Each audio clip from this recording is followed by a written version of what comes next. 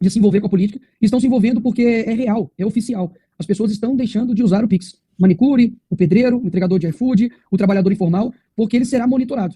E esse monitoramento, né, que obviamente resultará em um imposto, no fim das contas, se ultrapassar de 5 mil e 15 mil para PJ das regras que nós já sabemos, a pessoa fica completamente indignada porque, afinal de contas, ela já paga impostos, ela já é taxada em diversos pontos, seja diretamente ou indiretamente, como, por exemplo, nos preços dos alimentos, que só está aumentando, e ela não vê retorno do governo disso. Pelo contrário, ela vê um governo que é irresponsável no âmbito fiscal, ela vê um governo que não se preocupa em entregar o devido serviço com qualidade, e simplesmente as pessoas estão jogadas ao léu. Ou seja, eu acredito que é uma pauta de que ultrapassa os níveis, digamos assim, somente em termos ideológicos, mas realmente a gente está conseguindo comunicar com as pessoas de uma forma cristalina, de uma forma séria, de uma forma que a gravidade exige, porque no fim das contas é o pobre, é o mais humilde que está sofrendo com essas medidas do governo. Perfeito, deputado, obrigado. O professor André tem uma pergunta para o deputado Nicolas? Tudo bom, Nicolas? Prazer falar contigo, bom dia. Olha, a minha pergunta é o que é possível, o que, enfim, os parlamentares ou vocês estão pensando em fazer em termos de medidas contra essa resolução do governo?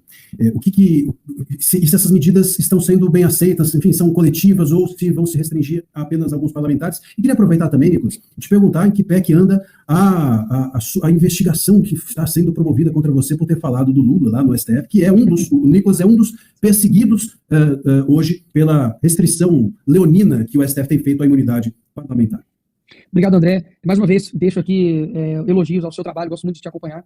E, mais uma vez, a gente teve uma boa surpresa com relação à mobilização das pessoas que estão, por exemplo, assinando algumas PECs. Nós temos algumas opções, existe uma da Júlia Zanata, existe uma também do Paulo Bilinski. A gente está avaliando qual que, de fato, a gente vai utilizar, mas hoje mesmo comecei a coletar e ajudar o Paulo Bilinski a coletar mais assinaturas. A dele até então tinha 45, a da Júlia Zanata já tinham 125, até o momento que eu vi, e precisam de 171 assinaturas. E já temos assinaturas do PSD, temos assinatura, obviamente, né, da maioria do PL, se eu não me engano também do Republicanos, nós temos também, enfim, algo suprapartidário, porque nem mesmo os parlamentares estão conseguindo, enfim, achar uma ginástica mental para poder enganar o seu eleitorado, porque o governo está sem equipe, o Lula está sem liderança e realmente está vendo aí o governo perder completamente o seu rumo. Então, um caminho é esse, através da PEC. Eu estava conversando com o Luiz do Bragança de Orleans, que ele também tinha um PDL, mas por conta do recesso não dá para poder coletar assinaturas para urgência. Então nós fomos por esse caminho. O segundo caminho é que a minha equipe jurídica, juntamente com o PL Nacional, eu inclusive falei isso no vídeo, está trabalhando em uma ação de controle de constitucionalidade que será encaminhada ao STF. Mas é uma peça que é complexa, demora de elaboração, mas eu acredito que até semana que vem